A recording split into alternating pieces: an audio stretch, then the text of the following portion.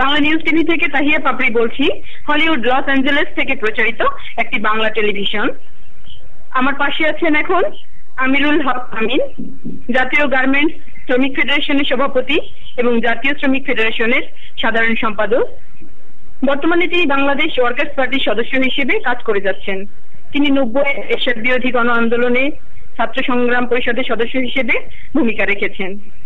তো আমিন ভাইকে প্রশ্ন করছি, হ্যালো আমিন। হ্যাঁ আমিন ভাই, দীর্ঘদিন ধরে এদেশে গার্মেন্টস শ্রমিকদের মধ্যে শ্রমিকদের ন্যূনতম মজুরির দাবিতে একটা আন্দোলন গড়ে উঠেছে। এই আন্দোলন সম্পর্কে আপনার মূল্যায়ন কি? হ্যাঁ বলুন। জি, আপনাদেরকে ধন্যবাদ। অবশ্যই গার্মেন্টস শিল্প বাংলাদেশের সবথেকে বড় শিল্প। এখানে বর্তমানে 5000 গার্মেন্টস শিল্প আছে, আর এই শিল্পে শ্রমিকের সংখ্যা 36 লক্ষ। গার্মেন্টস শিল্পের শ্রমিকেরা দীর্ঘদিন যাবৎ তাদের একটা বাঁচার মতো মজুরি, একটা সুন্দর কাজের পরিবেশ এবং অন্যান্য আইনগত যে সমস্ত সুযোগ সুবিধা আছে সেই সমস্ত সুযোগ সুবিধার দাবিতে দীর্ঘদিন যাবৎ আন্দোলন সংগ্রাম পরিচালনা করে আসছে। এ কথা ঠিক যে গার্মেন্টস শ্রমিকদের মজুরি টাকার অঙ্কে গত 20 বছরে অনেকবারই বৃদ্ধি পেলেও কিন্তু আসলে দ্রব্যমূল্যের ঊর্ধ্বগতির সাথে তাল মিলিয়ে বললে আমাদেরকে বলতে হবে যে এখনো গার্মেন্টস শ্রমিকেরা যে মজুরিটা পাচ্ছে সেই মজুরিটা তাদের জীবনযাপনের জন্য যথেষ্ট নয়, অর্থাৎ তাদের মজুরি এখনো কম। কিন্তু অন্যান্য বেশ কিছু এরিয়া আছে, যে সমস্ত এরিয়াতে অবশ্যই শ্রমিকদের কিছু না কিছু উন্নয়ন ঘটছে। যেমন এক সময় গার্মেন্টস শিল্পে মে দিবসের ছুটি, এটাও কার্যকর ছিল না। আমরা জাতীয় গার্মেন্টস শ্রমিক ফেডারেশনের পক্ষ থেকে প্রথম আন্দোলন সংগ্রাম রচনা করি যে প্রচারণা এবং আন্দোলন সংগ্রামের কারণে এখন বাংলাদেশের গার্মেন্টস শ্রমিকেরা মে দিবসের ছুটি ভোগ করছে। এক সময় গার্মেন্টস কারখানায় সাপ্তাহিক ছুটি কার্যকর ছিল না। আমরা জাতীয় গার্মেন্টস শ্রমিক ফেডারেশনের পক্ষ থেকে সপ্তাহে একদিন যে ছুটি, সেই ছুটির জন্য আন্দোলন সংগ্রাম এবং দীর্ঘদিন প্রচারণা শুরু করি। প্রচারণার কারণে এখন গার্মেন্টস শ্রমিকেরা সাপ্তাহিক একদিন ছুটি ভোগ করতেছে অনেক শ্রমিক। একই সাথে এক সময়ে গার্মেন্টস শ্রমিকদের নিয়োগপত্র ছিল না, এখন অনেক শ্রমিকেরই হয়তো নিয়োগপত্র আছে।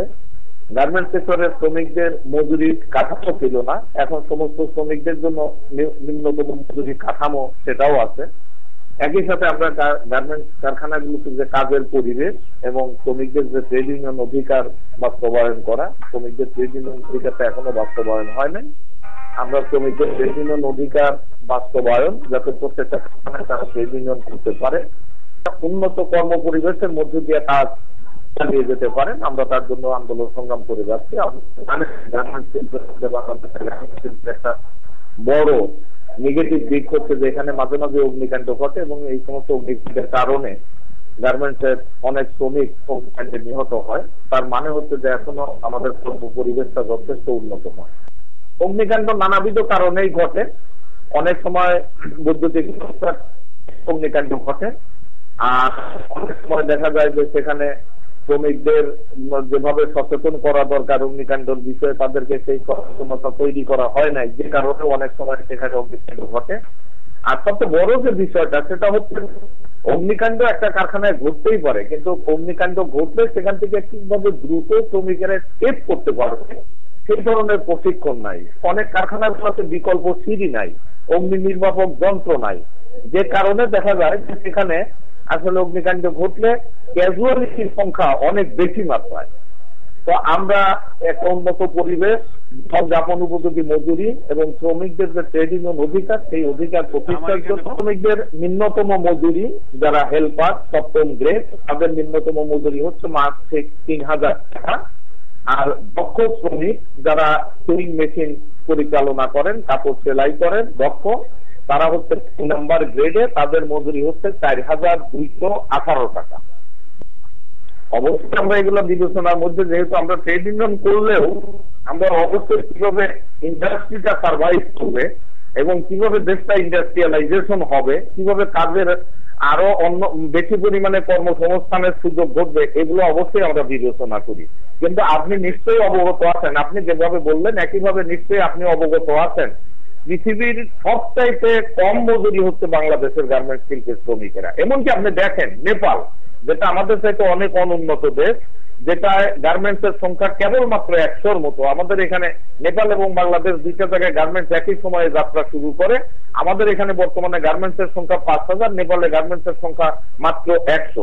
সেই নেপালেও কিন্তু শ্রমিকদের মজুরি আমাদের মজুরি প্রায় ডবল। আপনি চায়নার কথা বললেন, চায়না, শ্রীলঙ্কা, ইন্দোনেশিয়া সমস্ত জায়গাতে আমাদের শ্রমিকদের মজুরি বেশি। বলুন। আমিন ভাই, প্রশ্ন হচ্ছে এই যে মজুরির বিষয়গুলো বা বিভিন্ন দাবি দেওয়া কিভাবে আপনারা করেন? মালিকদের সাথে কথা বলেন না কিভাবে আপনারা দাবি দেওয়াগুলো পেশ করেন বা দাবি দেওয়ার জন্য কি করেন, এটা আমার জানার বিষয় আর কি। আমরা স্বাভাবিকভাবেই গার্মেন্টস এর মালিক সমিতি যেটা বিজিএমইএ, তাদের কাছে আমরা আমাদের দাবিনামা উত্থাপন করি এবং 1997 সালে প্রথম দ্বিপাক্ষিক চুক্তি সাধিত হয়। তারপরে পরপর আরো দ্বিপাক্ষিক চুক্তি এবং সর্বশেষ 2006 সালে সেখানে ত্রিপক্ষীয় চুক্তি, অর্থাৎ শ্রমিক সংগঠন, মালিক সমিতি এবং সরকার ত্রিপক্ষীয় চুক্তিও সাধিত হয়। এই সমস্ত চুক্তির মধ্য দিয়ে আসলে মজুরি বা অন্যান্য যে সমস্ত ইস্যুগুলো আছে, জাতীয় ভিত্তিক ইস্যুগুলা, সেক্টর ভিত্তিক ইস্যুগুলো, সেগুলার কিছু না কিছু উন্নয়ন সেখানে ঘটতেছে। কিন্তু এখানে একটা ত্রুটির জায়গা, দুর্বলতার জায়গা সেটা হচ্ছে যে গার্মেন্টস কারখানাগুলোতে এখনো পর্যন্ত ট্রেড ইউনিয়ন, কারখানা ভিত্তিক যে শ্রমিক সংগঠন, সেটা গড়ে ওঠে নাই, অর্থাৎ গড়ে উঠতে দেওয়া হচ্ছে না। যে কারণে মালিকদের, সফা কারখানার মালিকদের সাথে শ্রমিকেরা যে তাদের দর কষাকষি করবে, তাদের সমস্যাগুলো উত্থাপন করবে এবং আলোচনার টেবিলে দর কষাকষি করে সেটা সমাধান করবে, সেই সুস্থ প্রক্রিয়াটা আমাদের এখানে গড়ে ওঠে নাই। যে কারণে আপনি অনেক সময় লক্ষ্য করবেন যে আমাদের দেখা যায় যে গার্মেন্টস অনেক শিল্পাঞ্চলে নানা ধরনের বিশৃঙ্খল এবং অনাকাঙ্ক্ষিত ঘটনা ঘটে। অনেক সময় কারখানা ভাঙচুর হয়, অগ্নিসংযোগ হয়, রাস্তার যে বাস বা গাড়ি চলতেছে সেই গাড়িগুলো অনেক সময় শ্রমিকেরা, বিক্ষুব্ধ শ্রমিকেরা সেখানে ভাঙচুর করে। এগুলো হচ্ছে সুস্থ ট্রেড ইউনিয়ন ধারাটা না থাকার কারণে যে ভ্যাকুয়াম, সেই ভ্যাকুয়ামের পরিণতি হিসেবে এই বিশৃঙ্খল অবস্থাটা ঘটে। 3000 টাকা, এটা ডলারে আমার মনে হয় যে $34 বা $35 হবে। এটা হচ্ছে প্রতি মাসে। শ্রমিকদের যাতে তাদের স্বাস্থ্য এবং প্রথমত কর্মস্থলটা যাতে নিরাপদ হয়, ইন অল রেসপেক্ট। একটা হচ্ছে এই ধরনের অগ্নিকাণ্ড যাতে না ঘটে, তারপরে সেখানকার কাজের পরিবেশটা যাতে উন্নত হয়, প্রত্যেকটা কারখানায় যাতে একজন করে ডাক্তার থাকে। আমাদের আইনেই কিন্তু আছে যে যেখানে 500-র মতো শ্রমিক সেখানে যেখানে কাজ করবে সেখানে একজন ডাক্তার থাকতে হবে, একটা নার্স থাকতে হবে, প্রাথমিক চিকিৎসার বন্দোবস্ত থাকতে হবে।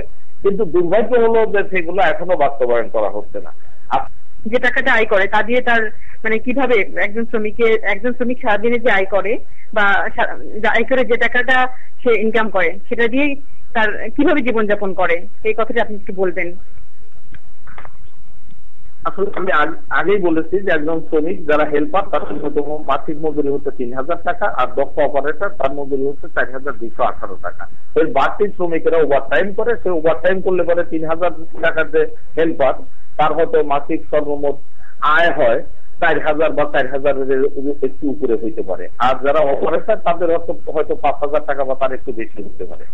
কিন্তু সে দক্ষ অপারেটর হইলেও শ্রমিকের সংজ্ঞায় একজন শ্রমিক কাজ করবে শুধুমাত্র সে চলবে, এটা কিন্তু আসলে কোনোভাবে সংজ্ঞা না। একজন শ্রমিকের সংজ্ঞা হচ্ছে তার আয়ের উপরে তার পরিবার, অর্থাৎ 2 জন সন্তান সহ সে যাতে চলতে পারে তার ব্যবস্থা করতে হবে। আমরা যদি ন্যূনতম 3 জনও যদি ধরি বা 4 জনও যদি ধরি, হাউ ইট ইজ পসিবল যে 5000 টাকায় একটা পরিবার কিভাবে এখনকার বাজারে কিভাবে জীবনযাপন করবে, যেখানে ন্যূনতম ঘর ভাড়াই হচ্ছে যদি একটা রুমের 3 সেটও যদি থাকতে হয় তাকেও সেখানে ঘর ভাড়া দিতে হয় 2000 টাকা। আসলে যে মজুরি এটা মাথার জন্য খুবই কম মজুরি। হ্যাঁ, আমরা দেখেছি যে গার্মেন্টস মালিক সমিতি বিজিএমইএ মানে একভাবে সে ইয়েদেরকে ব্লেম করে যাচ্ছে, শ্রমিকদেরকে বলছে যে বিদেশি বা দেশি কোন ষড়যন্ত্রকারী তৃতীয় কোন পক্ষ তারা হচ্ছে মালিকদের বিরুদ্ধে শ্রমিকদেরকে লেলিয়ে দিচ্ছে। তো এ ব্যাপারে আপনি মানে আপনার মূল্যায়ন বা আপনার অভিমত আপনি বলুন। আসলে আমাদের এখানে যখনই কোনো শ্রমিকদের আন্দোলন যখনই আন্দোলন যখনই দেখা যায়, এবং দুর্ভাগ্য হচ্ছে যে সুস্থ ট্রেড ইউনিয়ন ছাড়া না থাকার কারণে সেই আন্দোলনটা আসলে আমি আগেই বলেছি যে অনেকটা বিশৃঙ্খল অবস্থায় রূপ নেয়। এই বিশৃঙ্খল অবস্থা যখনই দেখা যায় তখনই আমাদের মালিকরা বিজিএমই অনেক সময় সরকারও তার সাথে তাল মিলিয়ে বলে যে এখানে একটা তৃতীয় পক্ষ অর্থাৎ বিদেশি ষড়যন্ত্র এখানে এর পিছনে কাজ করছে। আমার দীর্ঘদিনের ট্রেড ইউনিয়নের অভিজ্ঞতা, আমি গার্মেন্টস সেক্টরের ট্রেড ইউনিয়ন করছি গত 28 বছর যাবৎ। আই ডোন্ট বিলিভ দ্যাট এখানে অন্য কোনো ধরনের কনস্পিরেসি আছে। হ্যাঁ, এখানে একটা বিষয় থাকতে পারে, যেমন বাইরে আমাদের গার্মেন্টস সামগ্রী সেটা বাজারটা কিন্তু বহির্বিশ্বে উন্নত দেশ, তো সেইখানে হয়তো অনেক সময় অনেক দেশ কিছু কনজারভেটিভ প্রোটেকশনিস্ট মেজার নেয়। যেমন আপনি বলেন আমেরিকান যুক্তরাষ্ট্র, সেই আমেরিকান যুক্তরাষ্ট্র পৃথিবীর 72টা দেশ শুল্কমুক্ত বাজার সুবিধা পাচ্ছে, কিন্তু দুর্ভাগ্য হচ্ছে আমাদের বাংলাদেশের গার্মেন্টস সামগ্রী এখনো আমেরিকার যুক্তরাষ্ট্রে শুল্কমুক্ত অনুপ্রবেশাধিকার পাচ্ছে না। এই ধরনের কিছু কিছু বিষয় সেখানে থাকতে পারে, কিন্তু এছাড়া অন্য কোনো দেশ আমাদের গার্মেন্টস শিল্পটাকে ধ্বংস করতে হবে। যেমন কথায় কথাই আছে যে এটা আমাদের হয়তো পার্শ্ববর্তী দেশ ভারত থেকে হয়তো কোনো ধরনের চক্রান্ত করা হচ্ছে যে যাতে আমাদের বাংলাদেশের গার্মেন্টস শিল্পটা ক্ষতিগ্রস্ত হয়। ভারত আসলে বাংলাদেশের গার্মেন্টস শিল্প ক্ষতিগ্রস্ত হবে এই ধরনের চিন্তা করার তার কোনো সুযোগ নাই, কারণ তার যে বিশাল টেক্সটাইল সেক্টর আছে, সেই টেক্সটাইল দিয়ে সে সমস্ত গার্মেন্টস সামগ্রী উৎপাদন করে, তার আন্তর্জাতিক বাজার বাংলাদেশের গার্মেন্টস সামগ্রীর চাইতে অনেক অনেক গুণ বেশি। সুতরাং এই এত কম মজুরির এবং এত কম মূল্যের বাজার গার্মেন্টসের বাজার ভারতকে নিয়ে নিতে হবে, বাংলাদেশকে বাইপাস করে অথবা বাংলাদেশকে ডাউন করে, এগুলো হচ্ছে সমস্ত অযৌক্তিক কথাবার্তা। আর তৃতীয় পক্ষ অনেক সময় অনেক এলাকায় ঘটে, সেটাও আসলে শ্রমিকদের দ্বারা না বা ওইভাবে অন্য পক্ষ না, সেখানে হয়তো দেখা যায় যে তৃতীয় পক্ষ বলতে গার্মেন্ট শিল্পকে ঘিরে সেখানে নানা ধরনের গ্রুপ তৈরি হয়, সুবিধাবাদী গ্রুপ তৈরি হয়। কেউ জুট ব্যবসা করে, কেউ ওয়েস্টেজ কাপড়ের ব্যবসা করে, কেউ ওই কারখানায় সেখানে পরিবহনের কন্ট্রাক্ট নেয়, কেউ খাবার সরবরাহ করে।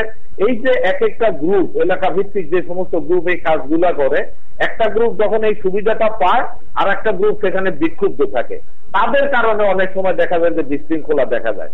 আবার এর বাইরে ধরেন রাজনৈতিক ইকুয়েশনের কারণেও, যেমন অনেক জায়গায় হয়তো ক্ষমতায় আছে আওয়ামী লীগ, সেখানে তার বিপরীতে যে বিএনপি আছে, তারা হয়তো অনেক সময় চেষ্টা করে যে শ্রমিকদের যে বিক্ষোভ, সেই বিক্ষোভটার পিছনে অন্য কিছু ইন্ধন যোগাইয়া বা তাকে সহযোগিতা করে সেটাকে অন্য ধরনের রূপ নেওয়া যায় কিনা, অথবা উইদিন দ্য পার্টি এক একটা গ্রুপের মধ্যে নানা সমস্যা থাকে। অবশ্যই আমরা গার্মেন্টস যে এতক্ষণ গার্মেন্টস শিল্পের যতগুলো সমস্যার কথা বললাম, গার্মেন্টস শ্রমিকদের যত সমস্যার কথা বললাম, অনেক সমস্যার কথাই বললাম, কিন্তু তারপরেও এটা বাস্তব যে গার্মেন্টস শিল্পই হচ্ছে একমাত্র শিল্প, যে শিল্পটা আমাদের এখানকার সবচাইতে অবহেলিত নারী সমাজের যে অংশটা, যারা গ্রাম এলাকায় এক সময় ছিল, যারা কিছুটা লেখাপড়া করতে পরিবারের একটা বোঝা হিসাবে যারা ছিল, তারা এখন নিজেরা কাজ করছে, উৎপাদন করছে, এবং সেই উৎপাদনের বিনিময়ে তারা একটা মজুরি পাচ্ছে, প্রতি মাসে তারা কিছু টাকা আর্ন করছে, তাদের নিজেদের কিছু স্বাধীনতা তৈরি হয়েছে, পরিবারের উপর তাদের এক ধরনের অধিকার প্রতিষ্ঠিত হয়েছে, এবং তারা তাদের নিজেদের জীবন সম্পর্কে সিদ্ধান্ত নেওয়ার মতো কিছু স্বাধীনতা এবং সেই অধিকারটা তারা নিজেরাই তৈরি করে নিচ্ছে, যেটা আমরা মনে করি যে নারী মুক্তির ক্ষেত্রে বা নারী প্রগতির ক্ষেত্রে এক ধাপ অগ্রগতি। হ্যাঁ, বর্তমান সাংবিধানিক এবং আইনি কাঠামো কতখানি শ্রমিকদের পক্ষে কতখানি কার্যকর বলে আপনি মনে করেন? যেহেতু একটা বৃহৎ অংশ দেশে নারী, সে কারণে নারীর পক্ষে কতখানি এটা যাচ্ছে, এটা আপনি মনে করেন? আমাদের শ্রম আইনে বিশেষত নারী শ্রমিকদের জন্য বেশ কিছু আলাদা ধরনের সুযোগ সুবিধা বা অধিকারের কথা বলা আছে। যেমন প্রত্যেকটা কারখানায় আইন অনুসারে সেখানে ডে কেয়ার সেন্টার বা শিশু লালন কক্ষ থাকার কথা, কিন্তু এগুলো শুধুমাত্র আইনের জায়গাতেই সীমাবদ্ধ আছে, কিন্তু বাস্তবত অধিকাংশ গার্মেন্টস কারখানায় সেখানে শিশু লালন কক্ষ নাই। যে কারণে দেখা যায় যে একজন মা তার 6 মাসের বাচ্চাটাকে বস্তিতেই একটা রুমের ভিতর আবদ্ধ অবস্থায় রেখে কারখানায় সে কাজ করতেছে, অথবা গ্রামে তার নানির কাছে রেখে বা তার দাদির কাছে রেখে সে শহরে সে মা শ্রমিকটা তার বাচ্চাটাকে গ্রামে রেখে সে সেখানে কাজ করতেছে। এগুলো বাস্তবায়ন হচ্ছে না। আমাদের আইনে আছে নারী শ্রমিকদেরকে দিয়ে রাত্রিকালীন কাজ করানো যাবে না, সেটাও আসলে বাস্তবায়ন হচ্ছে না। আমাদের আইনে আছে নারী শ্রমিকেরা 4 মাসের বেতন সহ ম্যাটারনিটি ছুটি পাবে, আসলে বাস্তব হচ্ছে যে সেটা এখনো পর্যন্ত কার্যকর হচ্ছে না। আইনে আছে যে নারী শ্রমিকরা যখন গর্ভকালীন সময় তাদেরকে দিয়ে ভারী কাজ করানো যাবে না, কিন্তু বাস্তব হচ্ছে এই সমস্ত আইনের এগুলি আসলে এখনো বাস্তবায়ন হইতেছে না, যে কারণে আইনের বাস্তবায়নের অবহেলার কারণে আমাদের নারী শ্রমিকেরা এখনো অনেকাংশে অবহেলিত। আর এছাড়া নারী শ্রমিকদের আরো কিছু সমস্যা আছে। মজুরির ক্ষেত্রে তাদের মধ্যে কিছুটা বৈষম্য আছে, অধিকারের ক্ষেত্রে তারা বৈষম্যের শিকার হচ্ছে, মর্যাদার ক্ষেত্রে তারা বৈষম্যের শিকার হচ্ছে। আর গার্মেন্টস কারখানায় সবচাইতে বৈষম্যের শিকার হচ্ছে নারী শ্রমিকদের। নারীদের কোনো প্রমোশন হচ্ছে না, যেখানে একজন পুরুষ এবং নারী একই সাথে অপারেটর হিসাবে জয়েন করতেছে, 10 বছর পরে দেখা যাচ্ছে যে পুরুষ শ্রমিকটা সুপারভাইজার, লাইন চিফ অথবা প্রোডাকশন ম্যানেজার হচ্ছে, কিন্তু সেই নারী শ্রমিকটা শুধুমাত্র সুইং মেশিন হিসেবে তার কোনো প্রমোশন হচ্ছে। এই প্রমোশন পদোন্নতির ক্ষেত্রে এখানে নারীরা বড় ধরনের বৈষম্যের শিকার হচ্ছে। আমাদের গার্মেন্টস সামগ্রীর প্রধান বাজার এককভাবে 48% কনজিউম করে মার্কিন যুক্তরাষ্ট্র, আর ইউরোপিয়ান আসলে আমেরিকার কোম্পানি, বড় বড় বহুজাতিক কোম্পানি যেমন আপনি বলেন ওয়ালমার্ট, কেমার্ট, গ্যাপ, জেসিপেনি, তারাই আসলে আমাদের এখানকার গার্মেন্টস সামগ্রীগুলো তারা আমাদের এখান থেকে সোর্স করে। এবং আসলে মূলত গার্মেন্টস যে বিজনেস, এই বিজনেসটার মূল প্রফিটটা, মেজর প্রফিটটা কিন্তু এই বহুজাতিক কোম্পানিরাই ভোগ করে। আমাদের এখানে মালিকরা অবশ্যই শ্রমিকদেরকে শোষণ করে এবং শোষণের মধ্যে দিয়ে তারা নিজেরা বড় লোক হচ্ছে, কিন্তু তাদের সাথে কয়েকশো গুণ, কয়েক হাজার গুণ বেশি পরিমাণে লাভবান হচ্ছে বহুজাতিক কোম্পানি। আমরা আগে এই বহুজাতিক কোম্পানিগুলা এই শ্রমিকদের অধিকার এবং শ্রমিকদের মজুরি, কর্মপরিবেশ এগুলো সম্পর্কে ডোন্ট কেয়ার একটা অবস্থা ছিল। দিনের পর দিন একটা সচেতনতা তৈরি হচ্ছে, আমরা আমাদের যে সমস্ত কনজিউমার তাদের সাথে যোগাযোগ করার চেষ্টা করছি, যে কারণে এখন এই বহুজাতিক কোম্পানি তারা নিজেরাই বলতেছে যে তাদের কর্পোরেট সোশ্যাল রেসপন্সিবিলিটি এটা আছে, সিএসআর পলিসি আছে। তারা নিজেরা হয়তো বলতেছে যে এখন তাদের কোড অফ কন্ডাক্ট আছে, তারা নিজেরা হয়তো এখন দাবি করতেছে যে তাদের অডিটিং সিস্টেম আছে, মনিটরিং সিস্টেম আছে, কিন্তু বাস্তবে এখনো পর্যন্ত তাদের এই CSR policy, code of conduct এগুলো এখনো বাস্তবায়নটা হচ্ছে না। জি, আমরা চেষ্টা করেছি কিন্তু সেখানে আমাদের কাছে সবসময় মনে হচ্ছে যে একটা বিষয়, যে সেটা ইউএস কংগ্রেসম্যান বলেন অথবা ইউএস ট্রেড ইউনিয়ন সংগঠন বলেন, তারা এখানকার যে কাজের পরিবেশ, ট্রেড ইউনিয়ন অধিকার, এই সমস্ত বিষয় নিয়ে তারা কথা বলতে বা কাজ করতে তারা আগ্রহী, কিন্তু তাদের বহুজাতিক কোম্পানিগুলোকে কিভাবে কন্ট্রোল করা যাবে, নিয়ন্ত্রণ করা যাবে, কিভাবে ফেয়ার করা যাবে, কিভাবে তারা বহুজাতিক কোম্পানিরা আমাদের এখানে গার্মেন্টস প্রোডাকশন, গার্মেন্টস যে প্রোডাক্ট গুলো আছে তার একটা ন্যায্য প্রাইস কিভাবে দেবে, এই বিষয়গুলো নিয়ে আমার মনে হচ্ছে, সবসময় মনে হয়েছে যে ওই কংগ্রেসম্যান বলেন অথবা ইউএস ট্রেড ইউনিয়ন সংগঠন বলেন, তারা নিজেরা তাদের বহুজাতিক কোম্পানির উপরে সেই ধরনের চাপ প্রয়োগ করতে তেমন উৎসাহী না।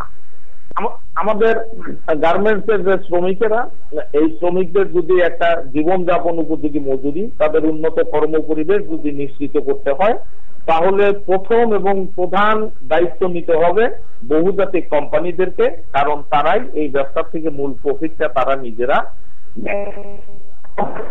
আমাদের যে মালিকরা, যাদের অধীনে সরাসরি আমাদের শ্রমিকরা কাজ করে, তাদেরকেও দায়িত্ব নিতে হবে এই উন্নত কর্মপরিবেশ এবং জীবনযাপন উপযোগী মজুরি নিশ্চিত করার জন্য। আর তৃতীয় থার্ড পার্টি হচ্ছে সরকার।